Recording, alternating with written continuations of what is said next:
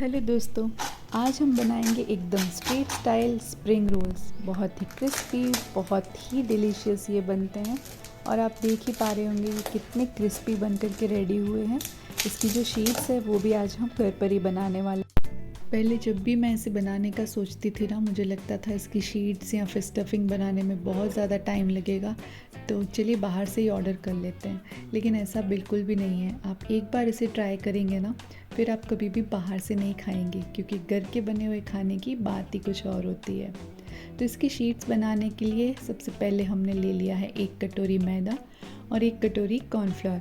अब इसमें थोड़ा थोड़ा करके पानी डालते जाएंगे और अच्छे से इसे हम विस्क करते जाएंगे। तो एकदम स्मूथ सी, एकदम फ्लोइंग कंसिस्टेंसी वाली हमारी पेस्ट बन करके रेडी है।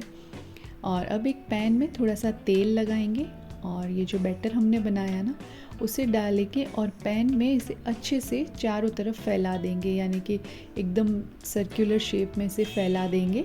काफ़ी पतली, इसकी जितनी पतली शीट बनेगी ना उतना ज़्यादा ये क्रिस्पी होगा। तो बस देखिए कुछ ही सेकंड में ये सिक गई है, ड्राई हो चुकी है। और ये देखिए कितनी आसानी से हमारी शीट बन करके रेडी है। तो सारी शीट्स इसी तरह से बना ली है मैंने। अब स्टफिंग के लिए 1 बड़ा चम्मच तेल गरम कर लेंगे और उसमें डाल देंगे स्लाइस्ड किया हुआ ऑनियन। कुछ देर के लिए उसे सॉटे कर लेना है और उसके बाद डाल देंगे वेजिटेबल्स, जो कि है कैप्सिकम, कैरेट और कैबेज। तो लंबा लंबा और पतला काट लिया है इन्हें मैंने। थोड़ा सा नमक डाल के अच्छे से मिक्स करेंगे और ढक कर के हमें इसे पका लेना है। जब ये 50% कुक हो जाए ना, तब हम इसमें डाल देंगे बॉईल किए हुए noodles, red chilli sauce, green chilli sauce, थोड़ी सी सोया सॉस और 1 चम्मच शेज़वान सॉस।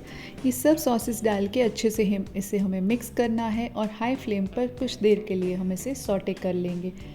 और बस हमारी बढ़िया सी स्टफिंग टेस्टी वाली एकदम बन करके तैयार है। हमने सारी शीट्स भी बना के रेडी कर ली थी। तो बस अब शीट पे इस तरह से हम स्टफिंग रखेंगे और जैसे दिखाया गया है उस तरह से इसे टाइटली हम रोल करते जाएंगे। और एजेस पे हम थोड़ी सी ना मैदे की स्लरी लगा देंगे और इसे इस तरह से फोल्ड कर लेना है हमें।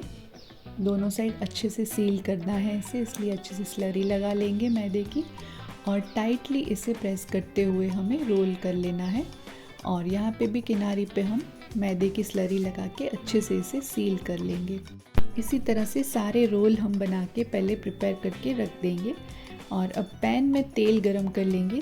तेल जब बढ़िया से गरम हो जाए ना, अच्छे से तेज़ गरम हो, तभी हम इसमें ये स्प्रिंग रोल्स डाल देंगे और इन्हें अलट पलट करते हुए हमें क्रिस्पी होने तक दोनों साइड से फ्राई कर लेना है।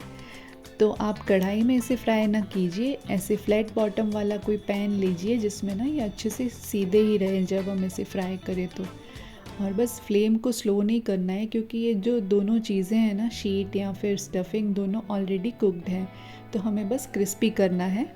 तो अलट पलट करके हम इसे इस तरह से गोल्डन होने तक फ्राई कर लेंगे। तो ये अब फ्राई हो चुके हैं, तो चलिए इसे निकाल देते हैं। और आप आवाज़ सुनिए एक बार, ये कितने क्रिस्पी बने हैं ना, एकदम स्ट्रीट स्टाइल। तो फिर बाहर से खाने का अब तो कोई सेंस बनता ही नहीं है। फॉलो कीजिए इस रेसिपी को और घर पर ही बनाइए। और ये जो शीट्स हैं ना, आप उसे बना के फ्रीज़ करके भी रख सकती हैं। तो जब शीट्स होंगी तो सिर्फ स्टफिंग बना के आप जब भी चाहें इसे गर्मा गर्म बना सकती हैं और सर्व कर सकती हैं। और बस इसे सर्व कीजिए अपनी फेवरेट चटनी के साथ, सॉस के साथ। एंजॉय कीजिए इसे और बताइएगा मुझे ये रेसिपी आपको पसंद आई या नहीं। ठीक है, मैं मिलती हूँ आपसे एक और बढ़िया रेसिपी के साथ जल्द ही।